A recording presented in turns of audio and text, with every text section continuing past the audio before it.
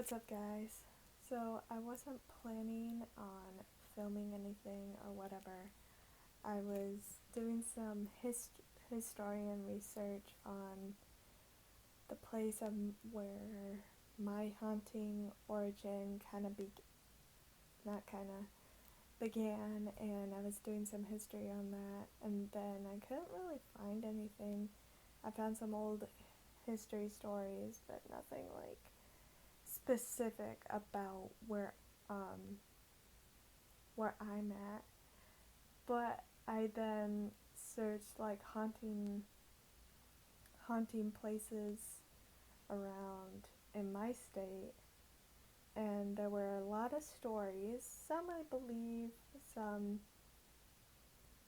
I don't know, but obviously I wrote two down so far in my own state, and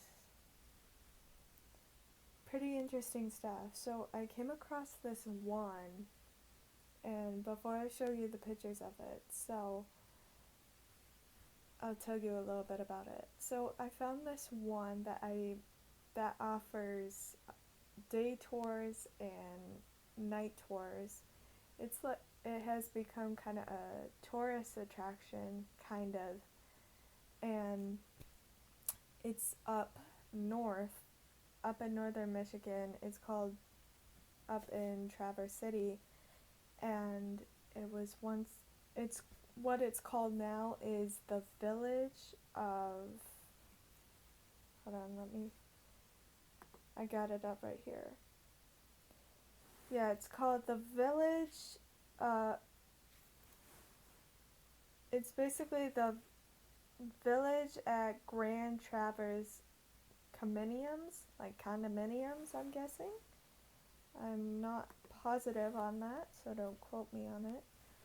But that's basically what it's called now, and um, some of it's remodeled. It's really nice now on the face of it, but the history, I want to use my other hand. There we go. It works. And basically, it has a dark, like most old buildings, they usually have a dark history about them. And this village or condominiums thing that you can tour during the day, they do day tours, and they do night tours, like I said. And basic and the history of this place is it was a mental asylum back in the day, and it was I read some guys like article or a blog, and it was also known as the state's Traverse City State Hospital.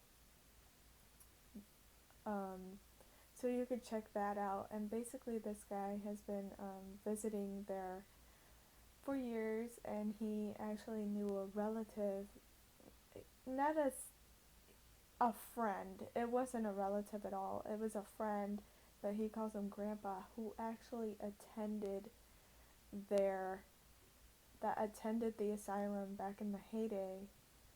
Daughter says that she remembers the screams of the patients, because basically in the asylum they were experimenting on the patients, like the electric shock thing and many other experimental stuff. And when I say the electric shock thing, do you guys know what I mean? Um, just in case, I'll just say it in short. Basically, it's when, like, they would um, they would put the patient down on a table, you know, and they would probably strap them down somehow, and they would have these electric. It's certain things you see in movies, and they take these two, like I don't know if it's two or one, I don't know, but they take two electrical I don't know what they're called. handles. I don't know the proper names of anything. But basically, you rub them together and they would send an electric shock into the person's brain, basically. So that treatment went on there and a whole bunch of others, and it's pretty crazy. It's pretty crazy that I look at this image. I look at these images of the place, and they're so nice and pristine and stuff like that. But they did keep the rooms. There's actually little, like, there's buildings on the property where the patients stayed, and they basically kept those in the condition they've been in for years. Obviously, some people have graffitied there, which is sad. But there's also a tunnel underneath, and there's a specific building called 50 that I think I'll like find and maybe read some history and to see why. Because I saw a picture of like a news article that they had framed in the place that said like the corporation or whoever owns this was thinking of destroying building 50. And so I'm kind of curious now, me being a curious human being. I'm just curious as to why that particular building to destroy. So maybe I'll find something and read a little bit about it. But basically why my arm's getting tired. Okay. Why, like, I started recording this was like, I was like, because there was like, I'm, I'm just guessing quite a few asylums back in the day, or town state hospitals, however they titled them back then, in different states all over the world. So I'm curious if this one had something in common with something else. And it made me think of a particular asylum that that so that Sam and Colby went with on on when Sam and Colby went to Australia with Corey and Elton. They went into this asylum in Australia with abandoned explorers who live in Australia, called the Actual Boys, I believe. And that place, I'm gonna show you both places so you see what I mean. But there is something similar about them, and I think they were maybe built around the same time. I I don't know.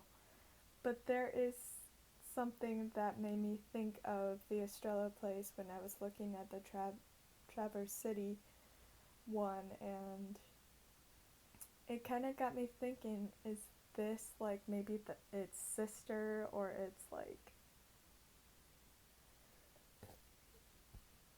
so excuse me, sorry, like other place. So I'm filming on my phone and it doesn't like me to switch back and forth.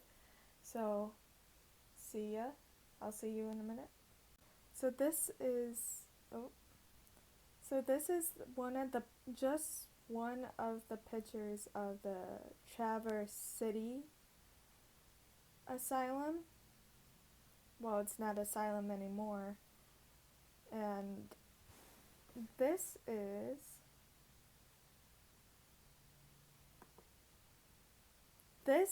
the abandoned asylum that Sam and Colby went to in Australia. Now,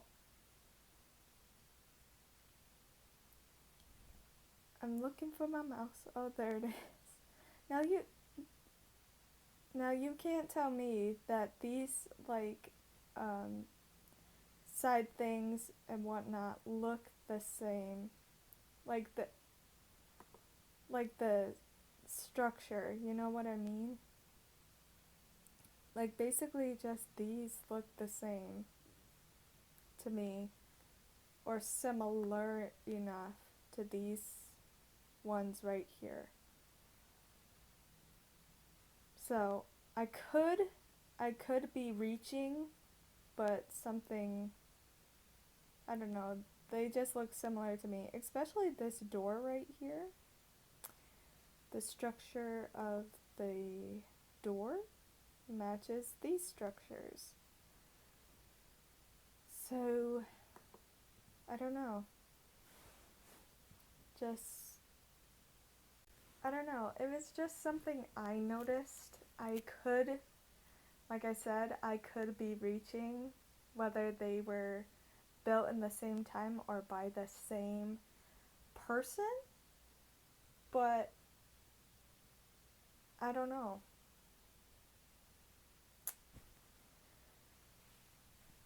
Do you guys ever do that when you're trying to grab your phone for a different hand and your finger just ends up in the video or the photo? That happens to me all the time. But yeah, I just thought that was pretty crazy. So, let me I don't want you to zoom in up on my face because I'm breaking out a little bit, but let me.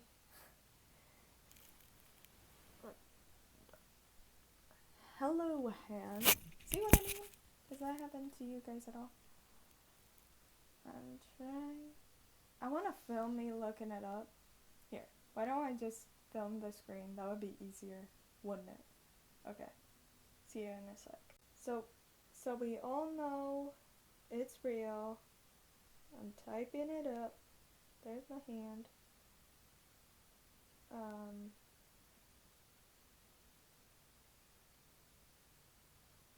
Let's see. Tra.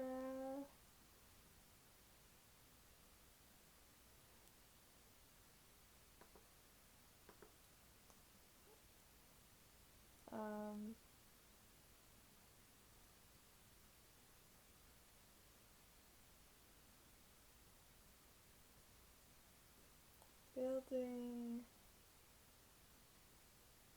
50. Okay. As you can tell, I already clicked on some of these.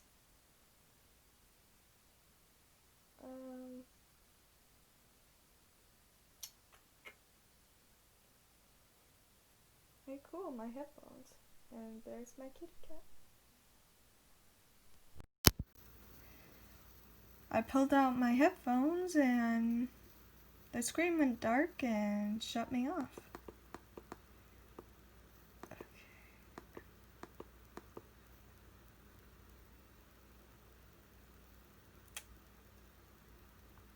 I guess let's go into this real quick.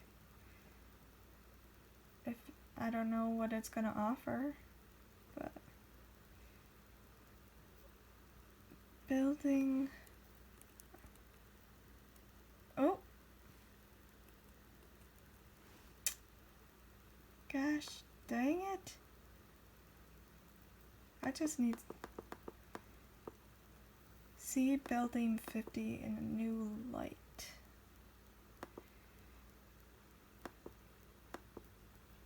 Can you scroll for me? Okay, not that quick. Ugh. I want to get to the. Jeebus. That took longer than expected.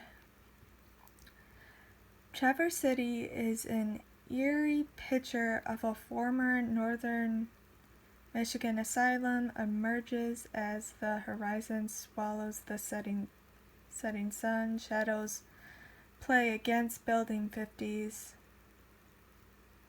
Italian architecture, Italian agriculture. I can't pronounce things. Apparently. Architecture.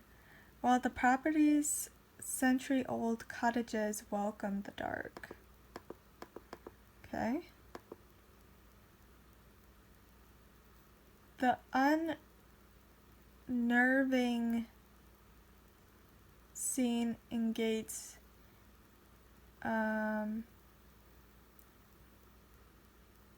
emanations of those gathered for the new twilight tours of the property now known as the Village at Grand Traverse Commons.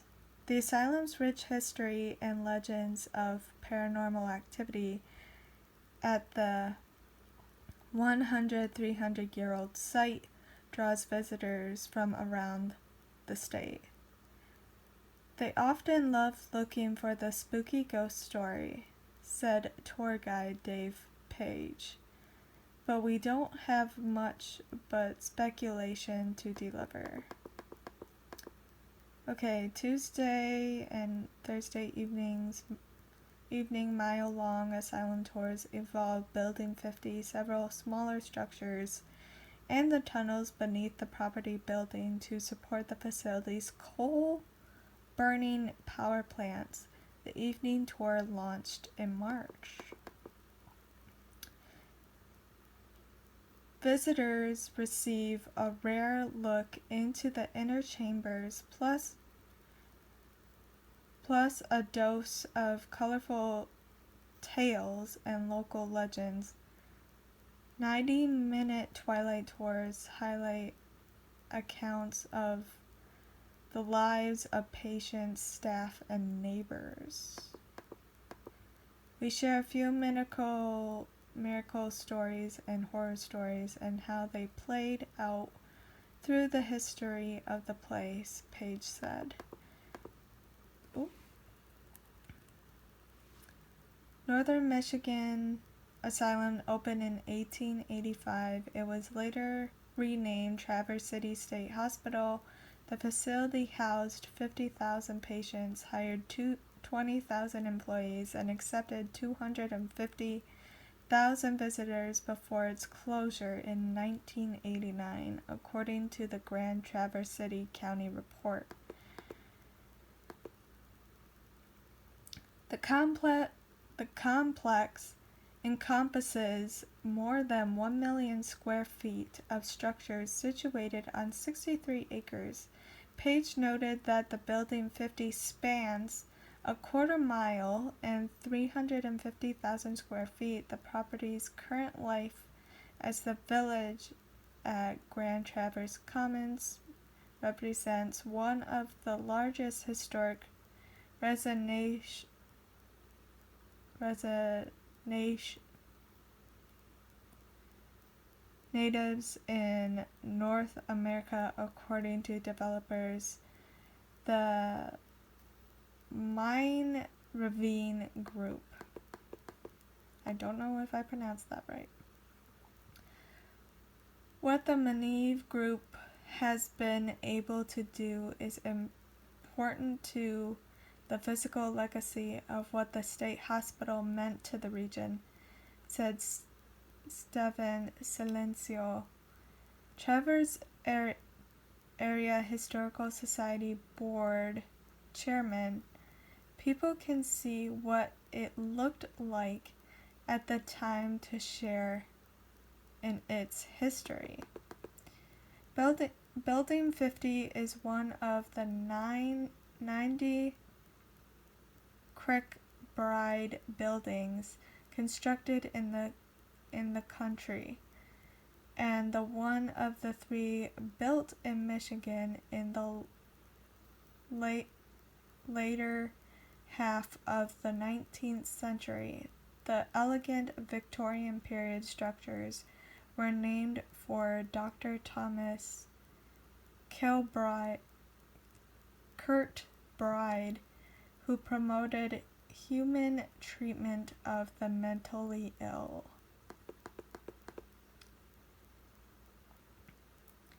Everything he did was based on a simple philosophy that beauty is therapy, Page said. Oh gosh, here we go. Building 50 is one of only 10 Kirkbride structures still standing in the country and the only one undergoing renovation, said Page. It's the only remaining Kirkbride structure in Michigan. Page noted that the Kirkbride sites at Pontiac and Kalamazoo today are landfills. More than a decade of my gosh, I can't talk at all. Renovation efforts brought recognition to the Minerval Group, the city of Traverse City, Garfield Township, and Grand Traverse County as recipients of the 2011 Governor's Award the Historic Preservation. People passionate about the history of the asylum, Page said. Many have done their research and know more about the place than I do. The adult-only Twilight tours start with a toast honoring history advocates for moral treatment of the mentally ill, said Page, as tours open eyes the good intentions and the well-being promoted by the founders and the asylum workplace. They begin at 7 p.m. Tuesdays and Thursdays. Cost is $35. We decided to give it a shot. Some spokesperson. We're in the trial and error point right now, and we'll recess in June. Okay, that was something. Let me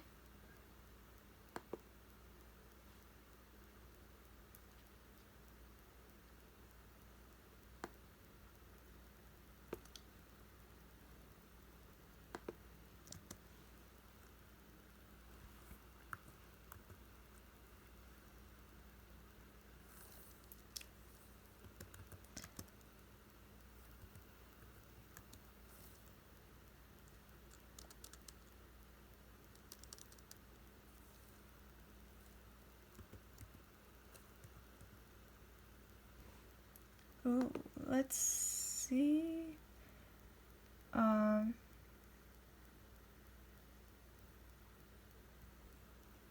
hope I'm okay.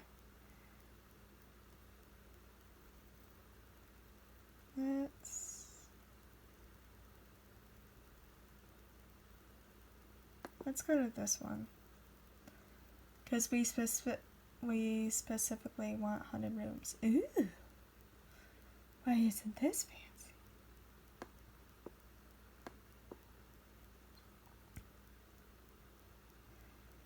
Okay, is Traverse City State Hospital haunted? The question we all want to know. Traverse City State Hospital operated for more than 100 years, and during those years, many stories have evolved about restless spirits and patients who never checked out of the hospital. The reportedly haunted hospital now stands to salute and in despair, and one could look through the windows and see a peeling paint and dilapidated furniture, and perhaps even a shadow or two. There are numerous books dedicated to the hospital's long and disturbing history. There is said to be a a portal to hell, which can be found under the hippie tree, located on the trails behind the building. There are reports of disembodied screams and voices echoing through the empty halls. Lights are said to turn on and off by themselves. This is made even more frightening by the fact that there has not been electricity running through the building for a good number of years.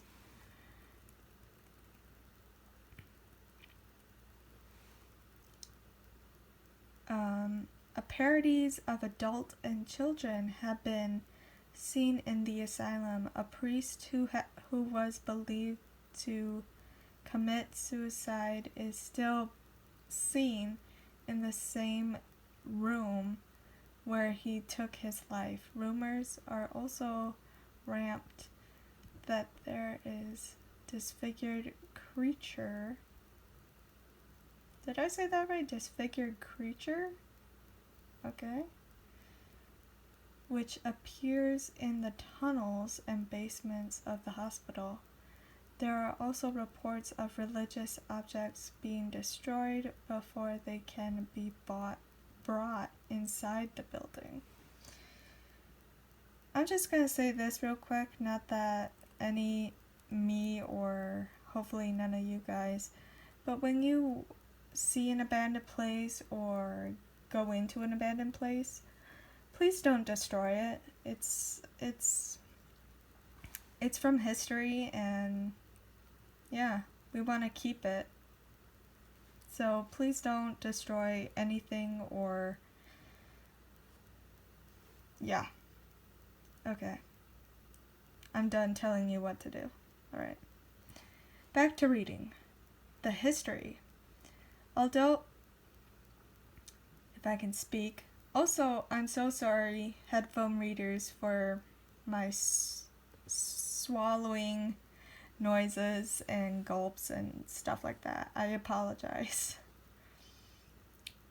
Although the building has such a grim reputation today, it was intended to be a place of healing. It was built to heal patients, but not with barbaric treatments. Even straitjackets were prohibited. Dr. Moonson reminded the hospital's most popular and beloved doctor. He believed that patients will heal faster if they were put in a place of beauty and tranquility. There was no shock therapy and other inhumane treatments. He was a hero to the patients, and there was even a statue built for him when he retired and passed away. What I read before this did not implicate anything of that. Anyway, let's carry on. There was even a farm with animals such as pigs, cows, chickens, and various vegetable fields. The idea for patients to slowly find purpose in their lives, the hospital looked more like a school than an asylum for the mentally insane. Although originally a hospital for people with mental issues, the hospital expanded and accommodated patients with diseases such as thyroid, polio, and influenza. It was also later used as a drug rehabilitation center and a home for the elderly. By 1989, with funding being cut, the hospital finally closed its doors. Some people think that because of the suburb care the patients got in the hospital, their ghosts roam. there because it was a place of happiness for them and not of despair. For them, it was a place where they got treatment they needed and deserved. Note the main buildings, Building 50, and outer buildings are currently being refurbished as part of Grand Traverse. Yeah. So, what I found with this is interesting news. But I want to show you guys what I found. So I'm going to flip to this a minute because there's a certain picture that I clicked on that took me there. So you get to observe, these are all the photos you can find on Google when you search the place. I know what photo it is, and I'm gonna find it.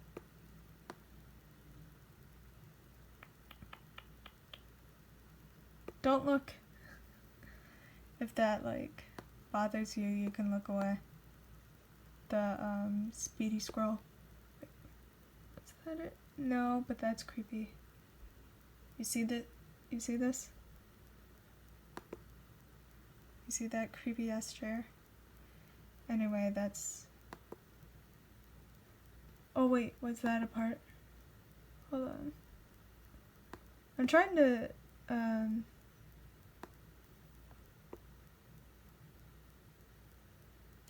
no. It was a hallway.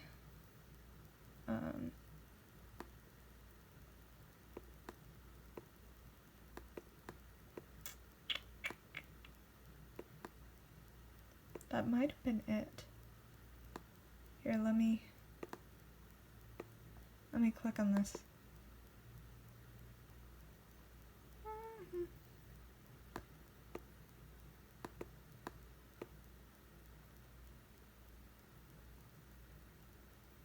It was a hallway.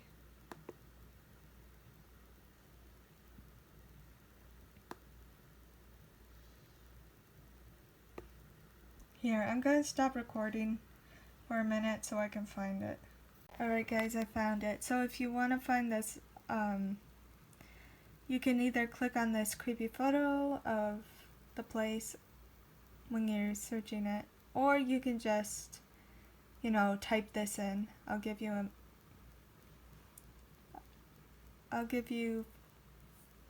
a few minutes. You got it? Okay. So this guy is what I mentioned before. He J.R. Erickson. This is the guy. This was like the article or the blog that I was reading that didn't see Travis State Hospital. So, yeah. For my birthday this year, my family and I went on a tour of the Northern Michigan Asylum surrounded by dense Northern Michigan forest. The asylum, now known as the Village at Grand Traverse Commons, seems a bit like escaping into another world. My hand started to shake. Hold on. Hand, stop shaking. Okay. Seems a bit like escaping into another world. From the hubbub of downtown Traverse City, you turn on a seemingly unconscious road lined with towering oak trees. There you'll get your first glimpse of the Building 50, an enormous structure built in the late 1800s according to the Kirkbride plan of construction. The architecture is stunning, with long high windows, spears reaching into the sky, and a brick face that puts castles to shame. I've been visiting the hospital grounds for years. The area, also known as the Traverse City State Hospital, was an inpatient psychiatric hospital with thousands of patients and staff living on the grounds. Today, the Minerva Group has reinvented portions of the property, including Building 50, now home to restaurants, condominiums, a variety of shops, and even a winter farmers market on Saturday mornings.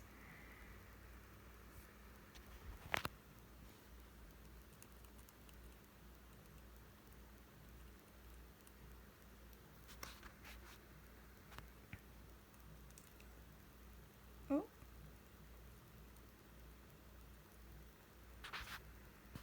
The